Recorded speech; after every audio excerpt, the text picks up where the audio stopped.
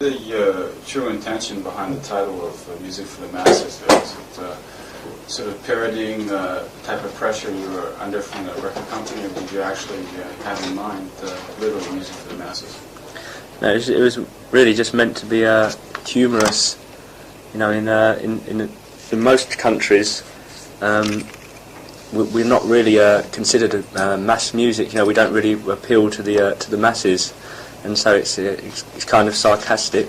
But there are some other countries such as Germany, France, and a lot of Scandinavia where we really do actually manage to reach the masses.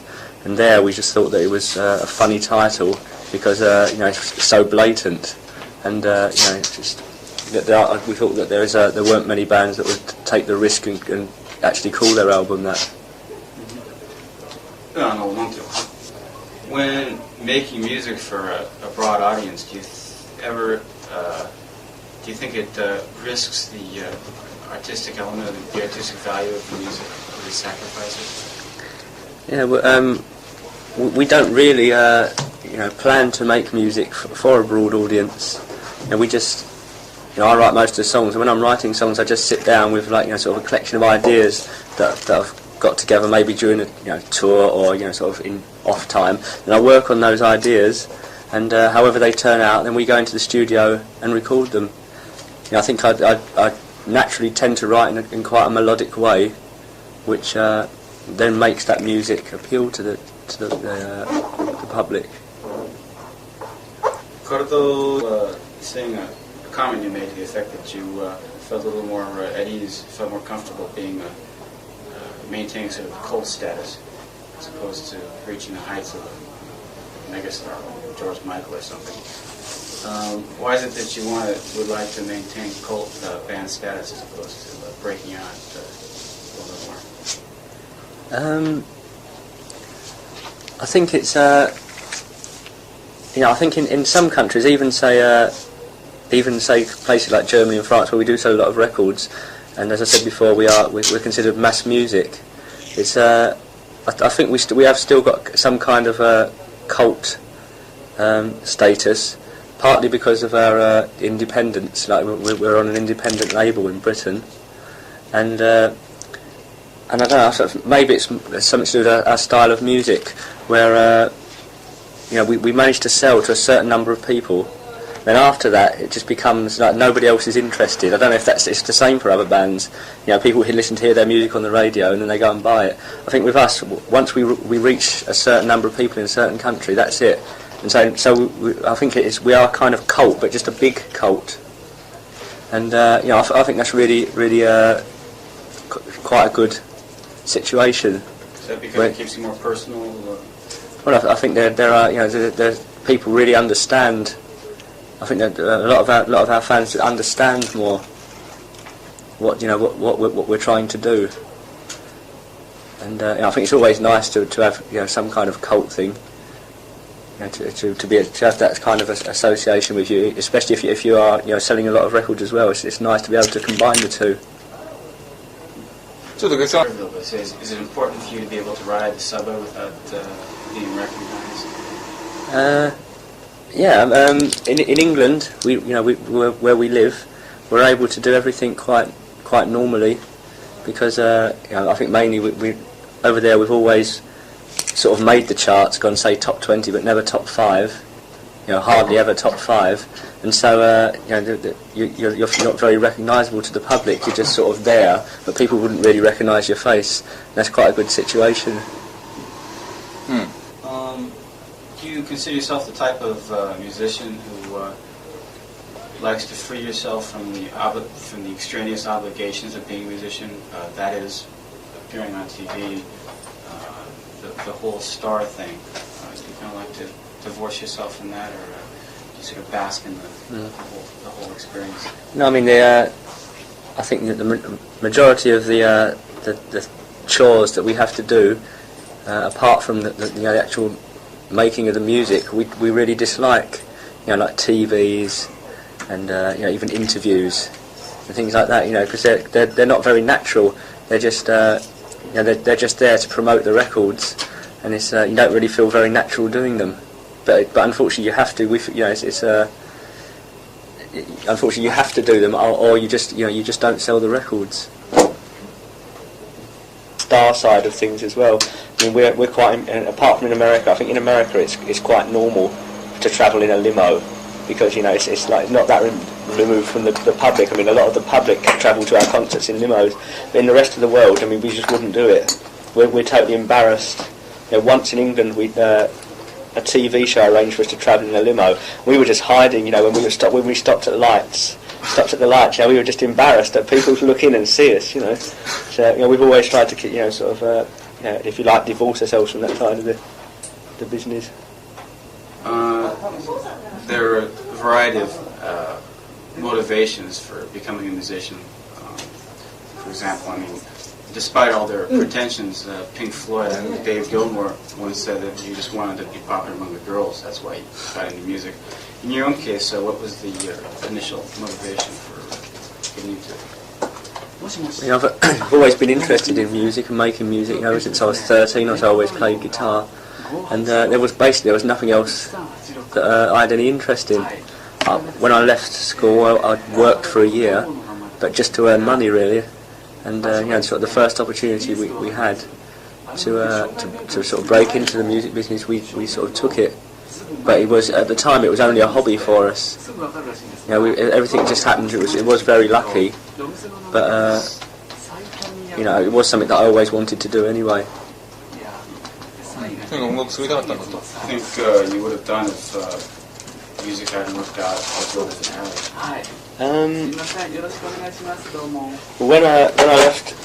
When I left school, I was going to go to university. Then I decided against that at the time because I was playing music and stuff.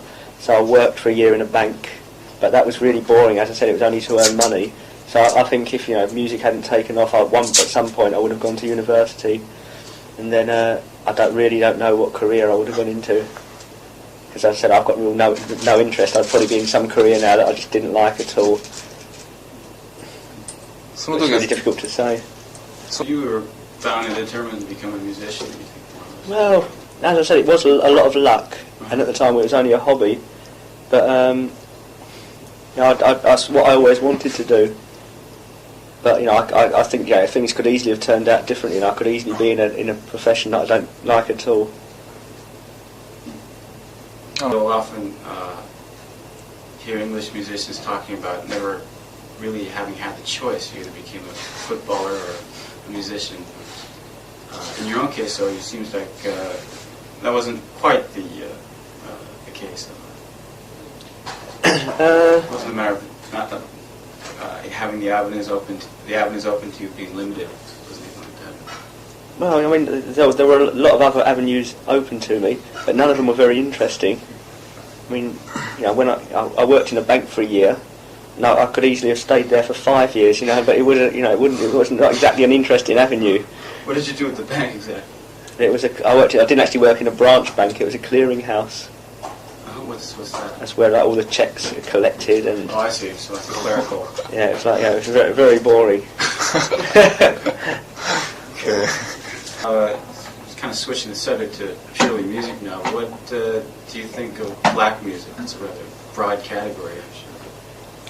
I mean, there's a lot of it I like and a lot of it I don't like. I mean, I'm not really that into disco music, but I like a lot of gospel music and soul music. I mean, I don't know, soul music. That's such a wide spectrum as well. There's some soul that I really like and some that I really hate. I think I do like gospel music. A lot of that though. The relevance of that question is somewhat indirect, but let me try to explain it.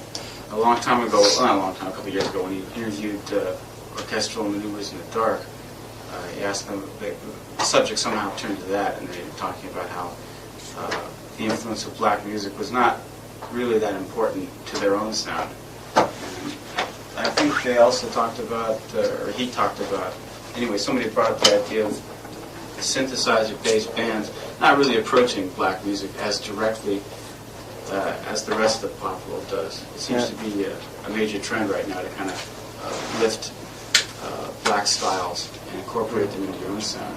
Because the synthesizer-based bands are really into that. Yeah, I think, synthesizer music is quite a new thing, and most of its roots come from Europe. It's very white. we always consider Kraftwerk the grandfathers, our grandfathers, and it comes down like sort of a generations over only the last 20 years or so, maybe even less than 20 years, and most of it's not very black orientated. But I think that I listen to quite a lot of black music, especially like the gospel stuff, and I think it's really emotional, and I think that does influence a lot of our melodies. 今の状況に対して批判的じゃないかというところ。Where you are somewhat critical of this sort of trend among most pop bands towards lifting stuff from black music. I guess that's an assumption. First of all, I have to find out whether or not you agree with it. No, I think it is. I think it's definitely true that a lot of it does come from black sources. But I think most of the stuff that's around just tends to be too regressive.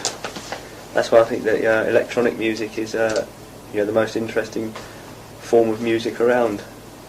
And it's pushing barriers and pushing the way forward to the future.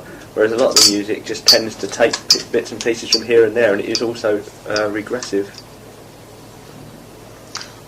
Yeah, you evaluate the Human League's last effort where they used Jam and Lewis. I didn't like it very much at all. I just didn't think the songs were very good, and I thought they were kind of they'd lost their path, and I thought the statement they put on the album, no sequences used on this record, was a really stupid thing to put. Why is that? I mean, they were originally like Kraftwerk were the grandfathers, and they were kind of the fathers. They were like a couple of years ahead of us, 2 or 3 years before we started, and we were always quite influenced by them as well at that time. And now they seem to have they're just trying to forget all the past, and now going to this real black thing, and. I thought that it was it was just stupid for them to put that on the record, and to even to go into that area of music. But it's totally their decision. I don't really care about them that much. Question again, but what's the relationship between art and commercialism, as far as you're concerned? No, I think it's similar to this thing we said before. I think the two things really should be totally separate. In our case, for instance, we make the music because we're interested in making music, and that is our art. And we don't really think about commercial aspects at all. But then after we've made the music, there are a lot of things that we have to do to sell the music. 作ってる過程は全然コマーシャリズム入ってないんだ。そう入ってない。その後の。I don't think that's the case for everybody. I think a lot of people set out in the beginning to make commercial music. I don't think we do that, and if we do, we don't do it consciously. そうすると、obviously, you would be critical of people who do set out with that purpose in mind when making the actual music. Generally, yeah, but occasionally there is a record that I really like, really commercial. There's quite a lot of really commercial music that I do like. Just, if it's done really blatantly, and it's still somehow at the end of the day is quite good, then I don't think there's anything wrong with it. I think as long as the end product's good, then it's okay. I think they set out to make commercial music, and I think they achieve really good commercial music. Depeche Mode は好きなんだ。How about if you guys seem to have the potential for breaking out on more of a massive scale? Do you think if you were to take the right steps, that would be possible in your case? It's very difficult to know, but I think there's definitely certain things we could do that would make us definitely give us more chance. For instance, a lot of our recent music hasn't been very dance orientated. There have been quite a few songs without any drums at all, and that instantly makes it less accessible, because you don't get played in the clubs. and a lot of radio stations don't really like that sort of music. So I mean, we could like go all out and try and make a disco album, for instance, or a more dance album. But, I mean, we're not really. I don't think we really want to do that though. Yeah. You stuck with Daniel Miller as your producer I guess, for 6 albums. Yeah, something like that. Yeah. It would seem that after that many albums with the same producer, most bands start to shop around a little bit more. What's the story? Yeah, well, in actual fact, we always worked with Daniel on everything up until the last album. Because now he's, apart from producing us, he also runs the whole Mute label, and that's just taken 2 smaller labels under its wings, and he's got a lot of things on sort of lots of work on at the moment, and I think he's far too busy to get involved in a 3 or 4 month production. So we did the last album with somebody called Dave Bascom, and Daniel just came in sort of popped in once every 2 or 3 weeks just to see how everything was going. Now what's this new fellow then? Dave Bascom, he's done a lot of engineering work in the past for people like Peter Gabriel and Tears for Fears, and sort of over the last sort of the year before we used him, he sort of just moved into sort of doing productions. So we worked jointly with him, co-production, just us and him. And then on the album, Daniel gets an additional production credit. Excuse our ignorance there. Should be divided into 2 layers here. The first being the assumption that you don't seem to be that experimental, in that it all seems to be sort of in-house. You come up with an idea and you very carefully put together the songs. Don't take that much input from outside sources. That's the assumption, first of all. Yeah, I think that is true. Over the last four albums or so, I think we've developed a style, and we occasionally we do experiment a bit, but it is pretty much a formula. And I think that's one thing we're very conscious of now. We think we've maybe we've gone as far as we can in this direction. That for the next one maybe we'll change a bit. Well, so that was the second part of the question. You were worried about becoming strangled by your own formula. Yeah, well, that's becoming too cliched. Yeah, I mean, I think I don't think that that we went too far with this formula. I think we were very happy with the last album, but I think now we're conscious of the fact that it's time for a change. What that's going to be, I don't know, because still I'll probably be doing most of the songwriting, and I think I tend to write in a certain way. I think maybe it's a question of us sort of working on the songs in a different way after the initial writing period, sort of treating them in a totally different way. But no clue as to what... No, as I said, we don't really want to think about things too much at the moment, because this tour has been a very long one, and it doesn't finish until mid-June. And after that, we intend to take quite a break for a few months, and then I'll go back to songwriting. And I don't think we'll actually be back in the studio till possibly early '89. So we don't really want to sort of plan things and even think about it too much at this stage. Being the songwriter for the band, as well as I guess it seems like the band's direction hinges quite a bit on your creative output. Do you ever feel like overburdened or getting too much pressure, taking on a bit too much of the load? I think not really. I never feel like totally overburdened. There are times when I do worry a bit because because of the band's commitments. Sometimes I'm not given sort of a long period to actually sort of do the writing, but until now I've always managed to sort of write a certain number of songs, the number of songs we need in the time that I've been given. But sometimes it does worry me when I go into those periods.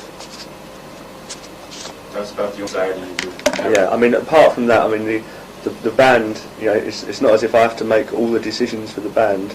But apart from the songwriting, everything's decided totally democratically.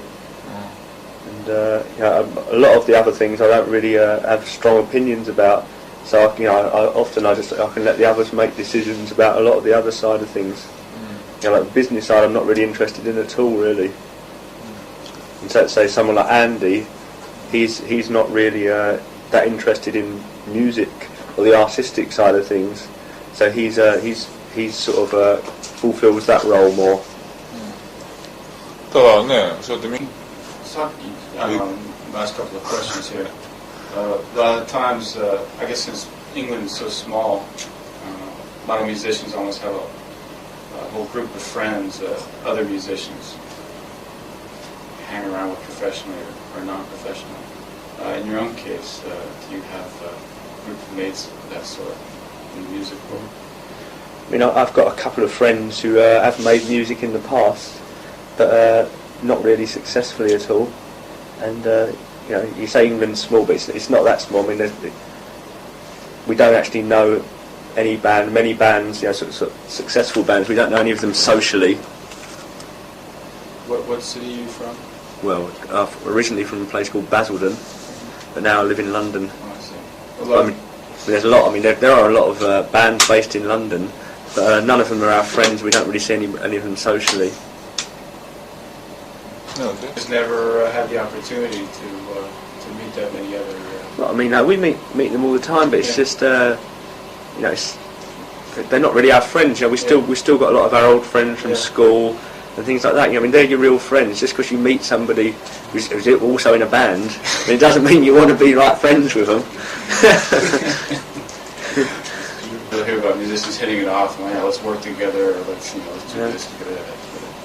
It's like, you know, people always ask, isn't there anybody you'd like to work with? You know, sort of get to the studio, jam, and all that sort of thing. But our music's not that. It just isn't like that. It's all computer based, and you can't ask somebody to come in and jam with the computer, you know. And you can, but I mean, it's not unless he's a chip. Maybe that's the new direction. Maybe that's the new direction we're looking for. One last question here. What do you think of Stock, Aitken, and Waterman? You know, I quite like some of the records they've made. I think some of Rick Astley's records are quite good pop songs. Like what, for example? What was the big hit? You know, I'm Never Gonna Give You Up. Mm-hmm. It's really good, and I quite like. I think it's called Together Forever. 2 Rick Astley songs. And you know, and a few of the other things they've done. But you know, there's so much of it. It's just like in England at the moment. They, you know, sort of one week they had to like 16 out of the top 30. You know, out of that 16, and maybe I like 2 of them. But the rest, you know, sort of is a bit. They've really got a real formula, and I think sometimes it works and sometimes it doesn't.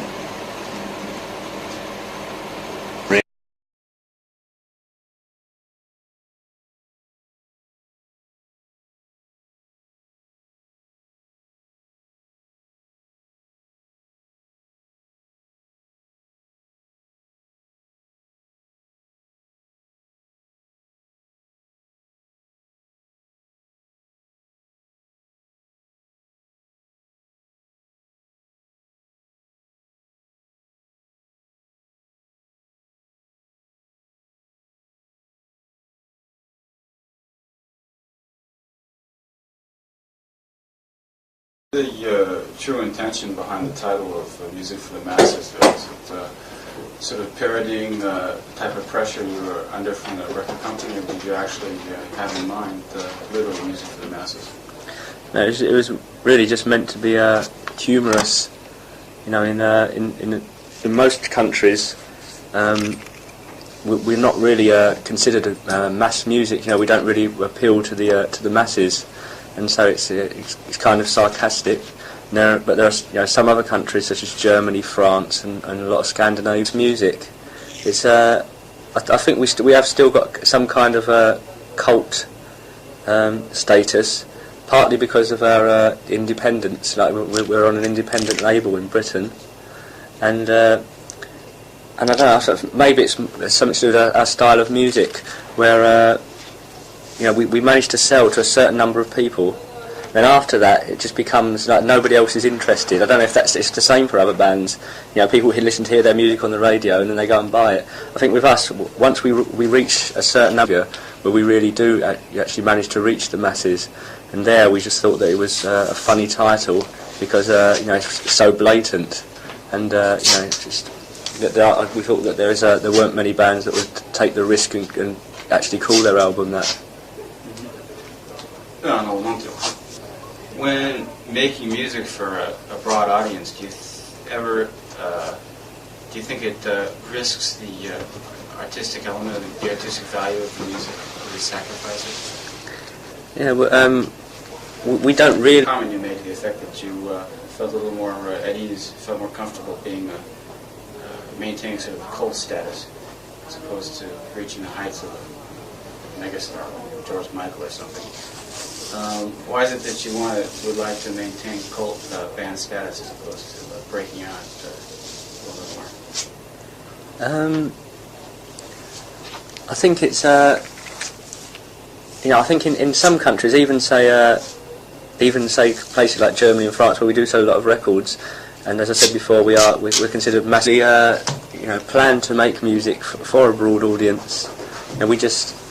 I write most of the songs, and when I'm writing songs, I just sit down with sort of a collection of ideas that I've got together, maybe during a tour or sort of in off time, and I work on those ideas, and however they turn out, then we go into the studio and record them. I think I naturally tend to write in quite a melodic way, which then makes that music appeal to the public. これと、saying